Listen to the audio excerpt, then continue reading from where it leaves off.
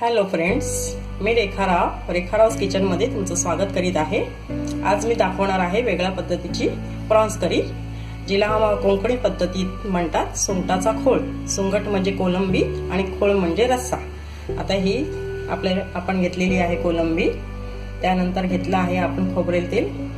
हा पदार्थ खोबरेल तेलात बनतो।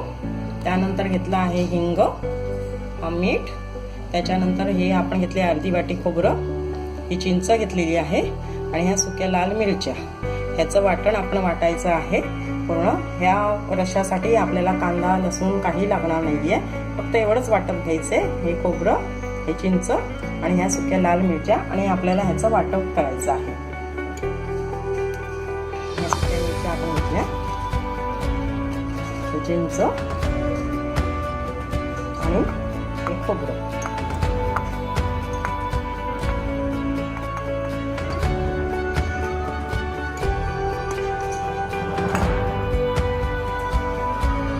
पाणी टाका, मिक्सरमध्ये त्याची आपण पेस्ट करून घेऊया। बारीक वाटायचे, जाडं ठेवायचं नाहीये।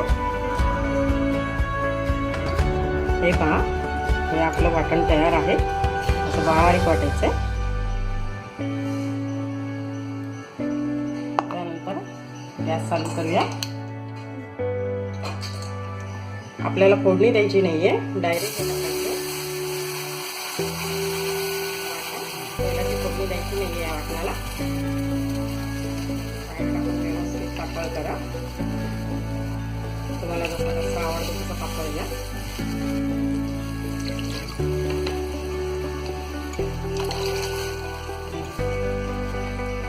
त्यानंतर आपण टाकूया मीठ, 1 चमचा मीठ टाकायचं।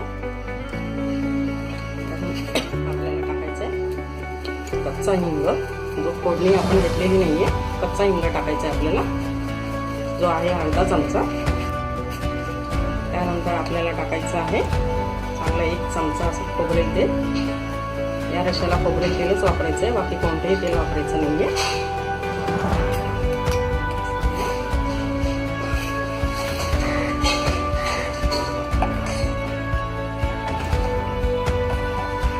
जेव्हा उकळेल तेव्हा आपण ते प्रॉन्स टाकायचे।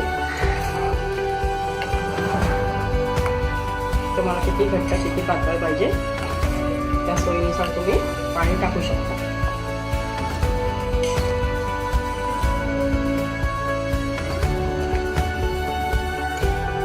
येते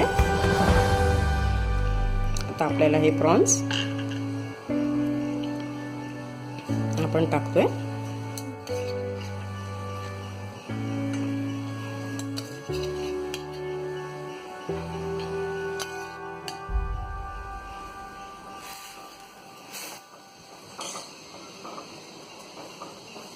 फक्त 5-7 मिनिटाची उकळी द्यायची, जास्त उकळी द्यायची गरज नाहीये।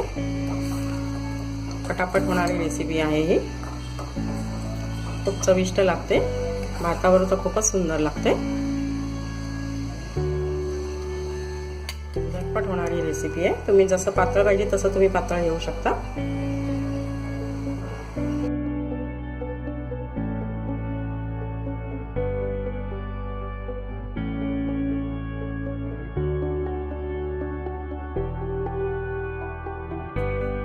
करी आता तयार आहे। गॅस बंद करते।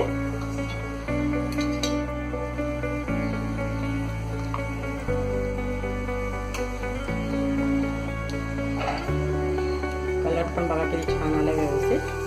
लाल बेडगी मिरच्या घेतलेल्या आहेत आपण। ह्या बेडगी मिरचीचाच वापर करायचा आहे, त्या रंगाला पण आणि स्वादालाही छान असतात। तिखटही व्यवस्थित असतं, अति तिखट नाहीये।